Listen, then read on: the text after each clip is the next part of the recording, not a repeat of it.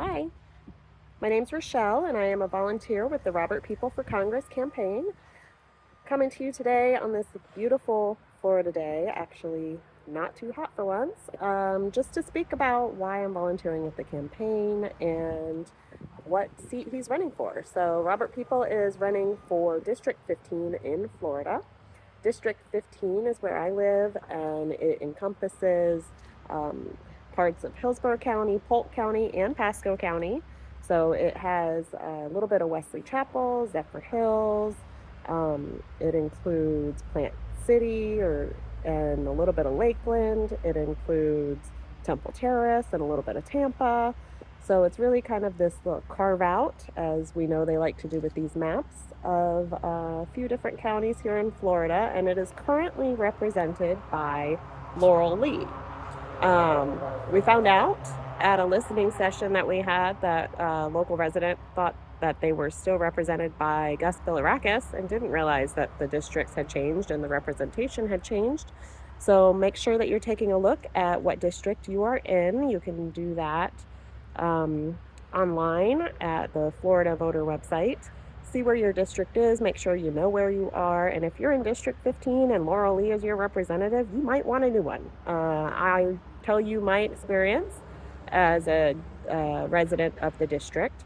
When Trump was elected into office, I reached out to Laurel Lee's office to speak with them after Doge started their efforts. And Laurel Lee made a lot of public appearances, media appearances, praising Doge and how they were going to eliminate waste, fraud, and abuse. So I reached out to them to ask, well, please tell me more. Tell me how they're doing this. What's the process? What's the, how is this better than the inspector generals that were in place? What's the technology that they're using? What's the criteria that they're using?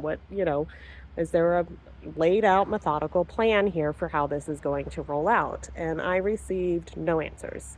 These are questions that I expected her, if she's going to be praising these efforts on the news, to have investigated or looked into as my representative. But I received no response, despite going to mobile office hours to ask questions, making phone calls, going to the district office on a couple of different occasions, etc.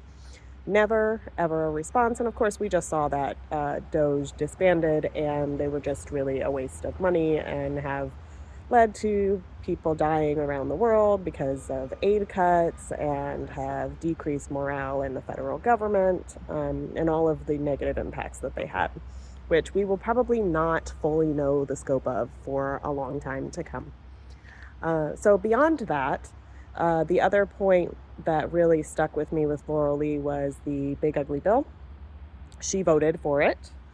She votes for Donald Trump's agenda consistently, does not speak against anything, going back to Doge for a minute, did not speak against cuts to NIH, cuts to NOAA and the Weather Service, or cuts to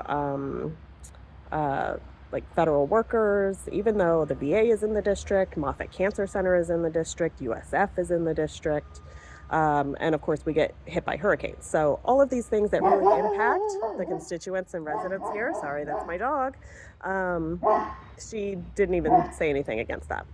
So now we were in summertime frame, and it was the Big Ugly Bill, and she of course voted for it. And I left a message for her office at that point and let her know if I wasn't going to vote for her again anyways, because I had already been following her and was disappointed, but I let her know if she voted for the Big Ugly Bill and voted to cut Medicaid, I would do everything within my power to make sure that she does not get elected again. So in keeping that oath to myself, I attended a town hall session with the 4 Democrat candidates running for that seat.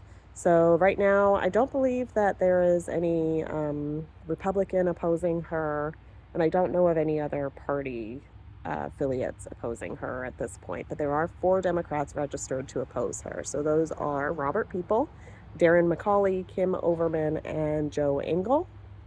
So I attended a session to listen to them all speak.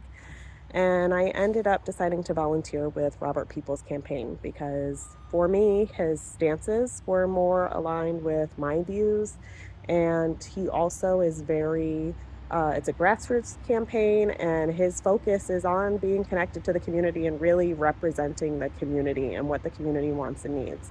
So we have been getting the campaign up off the ground. We have started holding some listening sessions in the communities throughout the district.